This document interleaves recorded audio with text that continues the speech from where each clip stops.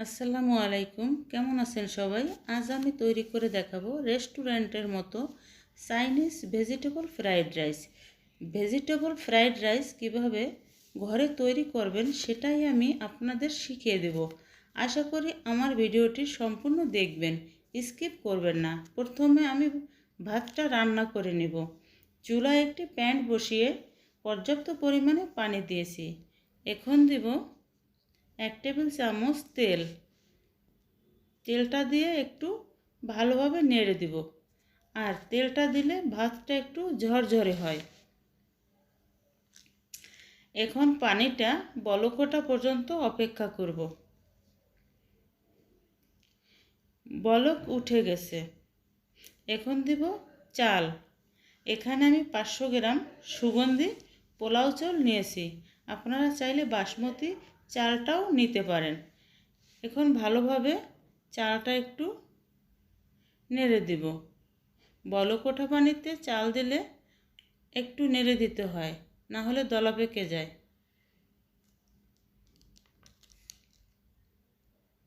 আমার ভাতটা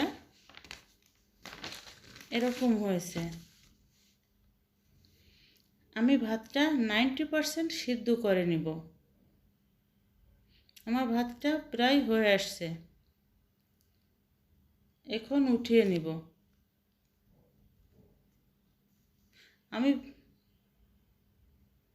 আমি ভাতগুলো ফ্যানের নিচে এরকম একটা থালিতে সরিয়ে দিয়েছি।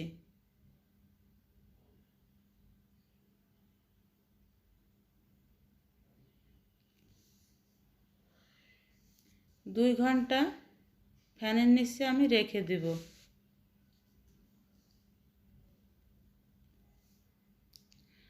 আমি রাইসটা তৈরি করার জন্য আবারও প্যান বসিয়ে দিয়েছি। একটু গরম হলে দিব 1 টেবিল চামচ বাটার। বাটার গলে গেলে দিব হাফ কাপ গাজর কুচি। আমি গাজরটা এরকম করে কুচি করে নিয়েছি।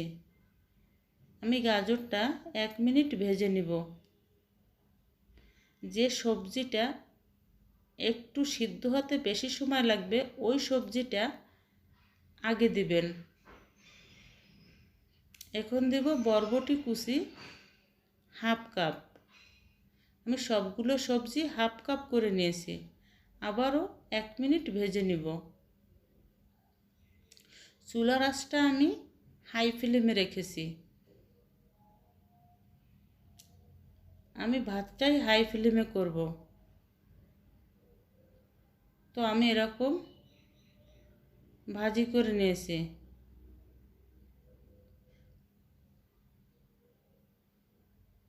এখন আমি দেব ক্যাপসিকাম। আমি একটা ক্যাপসিকাম লম্বা লম্বা করে কেটে নিয়েছি। তার সাথে দিব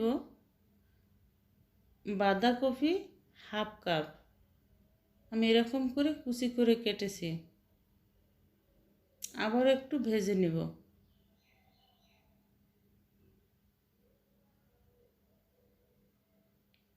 এখন দেব কাঁচামরিচ কুচি। আমি 3টি কাঁচামরিচ কুচি করে নিয়েছি।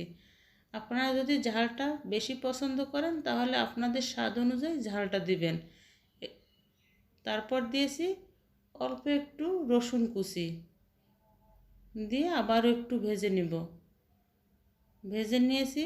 সবজিটা আমি এক সাইড করে 2টো ডিম ভেজে নেব। সবজি ফ্রাইড রাইসে ডিম দিতে হয়। ডিম দিলে স্বাদটা দ্বিগুণ বেড়ে যায়। অবশ্যই ডিম দিবেন, স্কিপ করবেন না। আমার রেসিপি যদি আপনাদের ভালো লেগে থাকে তাহলে আমার চ্যানেলটি সাবস্ক্রাইব করবেন। পাশে থাকা বেল আইকনটি বাজিয়ে দিবেন যাতে পরবর্তী নোটিফিকেশন সবার আগে আপনার কাছে পৌঁছে যায়। লাইক করবেন, কমেন্টস করবেন, বেশি বেশি শেয়ার করবেন। তো আমি ডিম সবজি একসঙ্গে একটু ভেজে নিয়েছি। এখন দিব ভাত।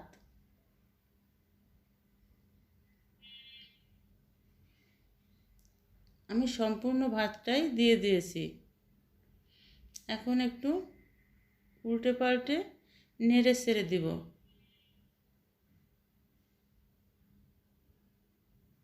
ভাতটা রান্না করতে বেশি সময় লাগবে না।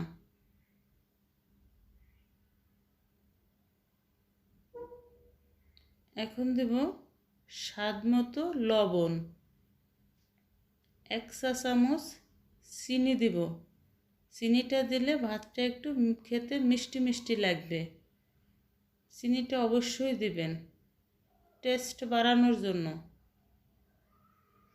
আবারও একটু সব কিছুর সাথে মিশিয়ে নেব।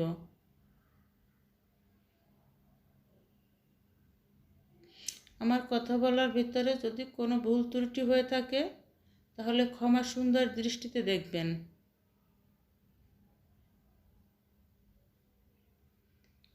এই পর্যায়ে দেব 1 টেবিল চামচ সয়া সস, 1 টেবিল চামচ টমেটো সস, 1 টেবিল চামচ চিলি সস দিবেন।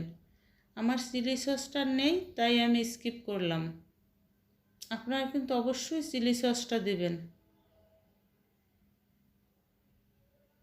সব কিছু দিয়ে আবারও একটু নেড়ে দিব।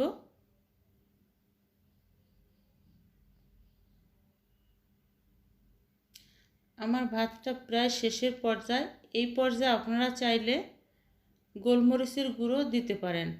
আমি গোলমরিচের গুঁড়ো দেব না, কারণ আমার বেবিরা পছন্দ করে না।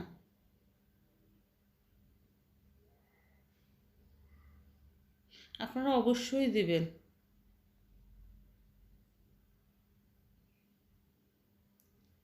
আমার ভাতটা প্রায় হয়ে গেছে। এখন আমি ভাতটা একটু সার্ভিং ডিশে ঢেলে বেড়ে দেখাবো।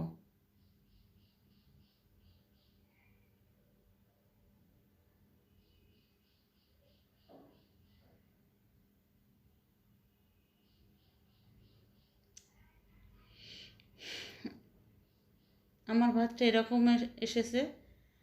দেখুন আমার ভাতটা কত সুন্দর লাগছে দেখতে, কালারটাও অপূর্ব সুন্দর হয়েছে। আপনারা এভাবে আমার রেসিপি ফলো করে রান্না করবেন, আপনাদের ভাতটাও এত সুন্দর হবে। তো এতক্ষণ আমার ভিডিও দেখার জন্য আপনাদেরকে অসংখ্য অসংখ্য ধন্যবাদ। আপনারা অবশ্যই আমার রেসিপি হুবহু ফলো করবেন। আল্লাহ হাফেজ।